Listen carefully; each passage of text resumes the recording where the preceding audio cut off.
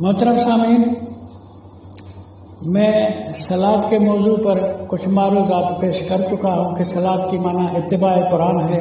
قرآن نے جو نظام دیا ہے اس کو فالو کرنا ہے، اس کی پیروی کرنا ہے۔ صلاۃ کی معنی نماز نہیں ہے۔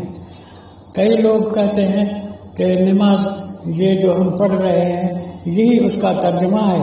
وہ مہربان اس کا ثبوت یہ دیتے ہیں کہ دیکھو ورکو مراکین اور سجدہ اور رکوع نماز میں پڑھ رہے ہیں قرآن میں جو ہے، تو اس سے ثابت ہو گیا کہ یہ نماز صلاۃ کا ترجمہ ہے۔ تو مہربان لوگ بڑے بادشاہ ہوتے ہیں، ان کی خدمت میں کیا عرض کریں۔ رکوع اور سجدہ جو ہم نے نماز کے لیے قرار دیا ہے اور پڑھ رہے ہیں، ایسے ہی کہیں اور کیا؟ نماز پڑھی نہیں جاتی، یہ بات سمجھنی چاہیے۔ نماز کرنے کا کام ہے، پڑھنے کی بات نہیں ہے۔ پورے قرآن میں اقرا پڑھنے کا لفظ کم از کم 17 بار آیا ہے، صلاۃ کے ساتھ ایک بار بھی نہیں آیا۔ سو کچھ باتیں سمجھنے کی ہوتی ہیں۔ تو رکوع اور سجدہ اس کی جدا جدا معنی ہے۔ رکوع کی معنی ہے ماننا، تسلیم کرنا، بات کو اوبے کرنا۔ سجدہ کی معنی ہے اس بات پر عمل کرنا، امپلیمنٹ کرنا۔ یہ معنی قرآن حکیم نے بتائے ہیں۔ میں نے کئی دفعہ عرض کیا ہے کہ قرآن کے معنی کو بہت بے دردی سے بگاڑا گیا ہے، اور میں یہ بھی بار بار کہتا ہوں کہ میں یہ معنی جو کر رہا ہوں یہ میری نہیں ہے، یہ قرآن کی اپنی معنی ہے۔ میں آپ کی توجہ دلاؤں گا کہ دیکھو، غور کرو، سنو کہ قرآن خود سجدے کی معنی کیا کرتا ہے، قرآن خود رکوع کی معنی کیا کرتا ہے۔ جب قرآن خود کوئی معنی کرے تو اس کے بعد ہم کوئی حیثیت نہیں رکھتے جو اپنی بات پر ضد کریں۔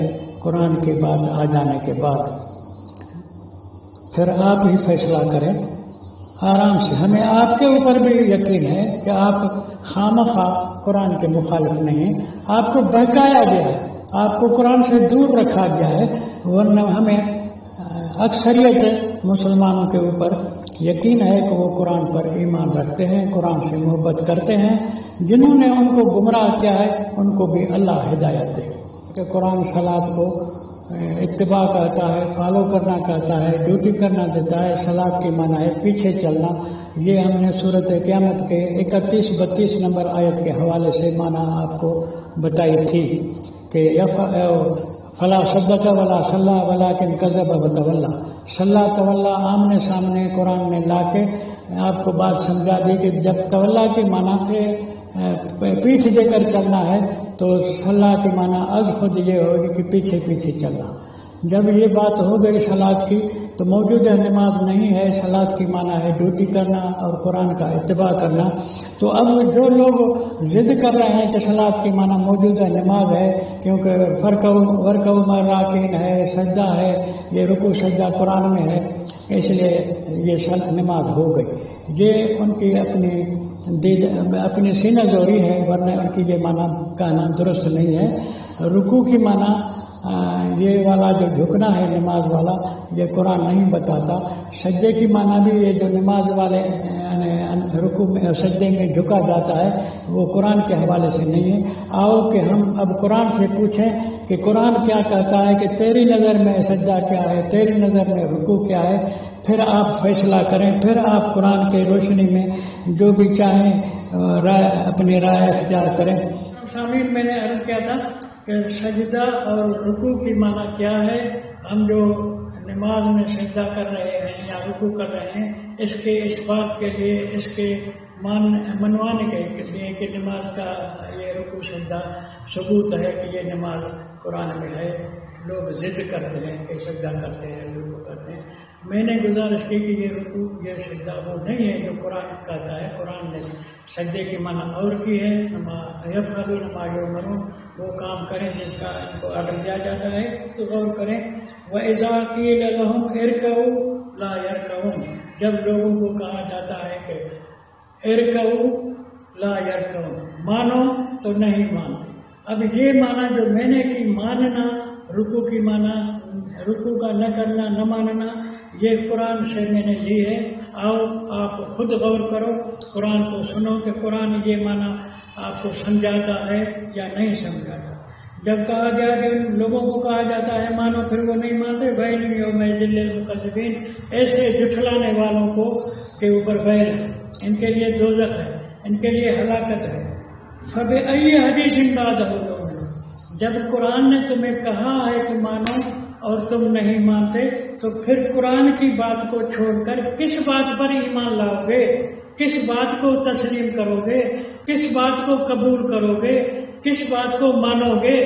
تو رکوع کی معنی تو ماننا ہو، جبھی تو اللہ نے کہا اگلی آیت میں کہ فبأی حدیث بعدہ یؤمنون، جب تمہیں کہا گیا کہ ارکعوا مانو، تم نہیں مانے، لا یرکعون، فبأی حدیث بعدہ یؤمنون، پھر ہماری اس بات کے بعد اور کون سی حدیث ہے جس کو تم مانو گے؟ قرآن تو ساری کی ساری حدیثوں کی کتاب ہے۔ قرآن نے تمہیں کہا ارکعوا تو تم نے کہا لا یرکعون، نہیں مانیں گے۔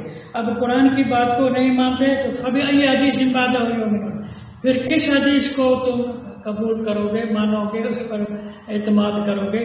تو یہ ثابت ہوا فبأی حدیث بعدہ یؤمنون سے کہ رکوع کی معنی ماننا ہے، رکوع کی معنی جھکنا نہیں۔ یہ اور بات ہے کہ ماننے والا اس کو عملی طرح جھک کر کے کہتا ہے کہ میں نے تیری بات مان لی، لیکن ماننا تو ہوا نا، ماننا ہوا۔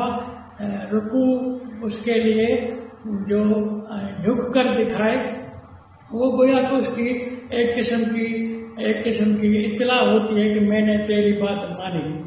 جھکنے سے یہ ثابت ہوا کہ میں نے تیری بات کو قبول کیا، لیکن مانا تو نہیں ہوئی، وہ تو ایک عملی کیفیت ہوئی نا۔ مانا تو یہ ہوئی کہ ماننا، رکوع مانا۔ سجدے کی معنی ہے کہ اس حکم پر عمل کرنا۔ سورۃ نحل کی 49-50 آیت پر آپ اپنے طور پر غور کریں۔ للہ وللہ یسجد ما فی السماوات، اللہ کو سجدہ کرتے ہیں ما فی السماوات و ما فی، جو کچھ بھی آسمانوں میں ہے، جو کچھ بھی زمین میں ہے، وہ سب سجدے کرتے ہیں۔ اور من دابۃ، جتنے بھی چلنے پھرنے والے جانور ہیں، آدمی ہیں، لوگ ہیں، سب سجدہ کرتے ہیں۔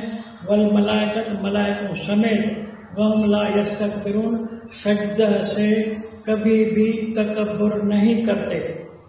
اب سجدے کی بات قرآن حکیم کر گیا سورۃ 49 میں، اسی کو قرآن کو کھولتا ہے، قرآن کی تفسیر ہے۔ 50ویں آیت میں اسی کو کھولا کہ یخافون ربہم من فوقہم، یہ سجدے کرنے والے ڈرتے ہیں اپنے رب سے جو ان کے اوپر ہے، ان کے اوپر بالادست ہے، اس سے ڈرتے ہیں، اس کا سجدہ کرتے ہیں۔ اے اللہ، وہ کیا سجدہ ہے جو وہ اللہ کے سامنے کرتے ہیں؟ قرآن فرماتا ہے وَيَفْعَلُونَ مَا يُؤْمَرُونَ، ان کا سجدہ یہ ہے کہ وہ کچھ کرتے ہیں جن کا ان کو حکم دیا جاتا ہے۔ سجدہ ان کا کیا ہے؟ سجدہ ان کا یہ ہے کہ اللہ کی جانب سے جو بھی حکم ملے اس کی تعمیل کرتے ہیں۔ تعمیل ارشاد سجدے کا نام ہے، حکم کی اطاعت سجدے کا نام ہے۔ سجدہ معنی آرڈر کو اوبے کرنا، سجدہ کی معنی یہ جو نماز کے اندر ہم الٹے ہوتے ہیں یہ قرآن میں نہیں ہے۔ قرآن نے آپ کو صاف سمجھایا کہ یفعلون ما یؤمرون، کریں وہ کچھ جن کا امر دیا جائے، یہی سجدہ ہے۔ اللہ کو سجدہ کرتے ہیں جو کچھ بھی ہیں آسمانوں کے اندر اور زمین میں، جو بھی مخلوق ہے آسمانوں اور زمین کے سارے اللہ کو سجدہ کرتے ہیں۔ من دابۃ والملائکہ، چاہے جانور ہوں، حیوان ہوں، چاہے ملائکہ ہوں۔ وہم لا یستکبرون، یہ کبھی بھی ہرگز بھی سجدے سے تکبر نہیں کرتے۔ یہ معنی ہوئی 49 کی۔ اب پھر بھی بات کھلی نہیں، ہم اور آپ گویا کہ اسی مخمصے میں ہیں کہ سجدے کی معنی کیوں ہوئی، کیا ہوئی۔ تو 50 نمبر آیت اس معنی کو کھول رہی ہے کہ یہ ملائک، یہ دابہ، آسمانوں اور زمین کی ساری چیزیں اللہ کا سجدہ کرتی ہیں۔ یخافون ربہم من فوقہم، یہ ڈرتے ہیں اپنے رب سے جو ان کے اوپر ہے، جو ان کے اوپر بالادست ہے۔ ڈرتے ہوئے کیا کرتے ہیں؟ سجدہ کیسا ہے ان کا؟ وہ یفعلون ما یؤمرون، یہ کرتے ہیں وہی کچھ جس کا حکم دیا جاتا ہے. تو سجدے کی معنی قرآن نے خود بتا دی کہ وَيَفْعَلُونَ مَا يُؤْمَرُونَ، امپلیمنٹ کرتے ہیں اس حکم کی جو حکم ان کو دیا جاتا ہے. سجدے کی معنی تعمیل ارشاد، سجدے کی معنی امپلیمنٹ کرنا. اس کے سوا قرآن نے کھل کر کے جب بتائی تو دوسری معنی لینا یہ قرآن کے ساتھ زیادتی ہوگی. اب آئیں کہ ہم رکوع کی معنی سمجھیں، وہ بھی قرآن خود سمجھاتا ہے. جس طرح معنی قرآن نے سجدے کی بتائی، یہ وہ صورت نحل تھی. اب صورت المرسلات کی آخری 3 آیت میں آپ کی خدمت میں تلاوت کرتا ہوں. اعوذ باللہ من الشیطان الرجیم. وَإِذَا قِيلَ لَهُمْ ارْكَعُوا لَا يَرْكَعُونَ وَيْلٌ يَوْمَئِذٍ لِّلْمُكَذِّبِينَ فَبِأَيِّ حَدِيثٍ بَعْدَهُ يُؤْمِنُونَ. جب ان لوگوں کو کہا جاتا ہے ارکعوا لا یرکعوا، رکوع کرو، تو وہ نہیں رکوع کرتے. میں مانا ابھی روکتا ہوں، جو لفظ قرآن میں لکھے ہوئے ہیں انہیں پر آپ سے بات کر رہا ہوں. لوگوں کو جب کہا جاتا ہے رکوع کرو، لا یرکعون، رکوع نہیں کرتے. وَيْلٌ يَوْمَئِذٍ لِّلْمُكَذِّبِينَ، ایسے لوگوں کو جو تکذیب کرتے ہیں قرآن کی، جھٹلاتے ہیں قرآن کو، قرآن کا حکم نہیں مانتے، ان کے لیے ویل ہے.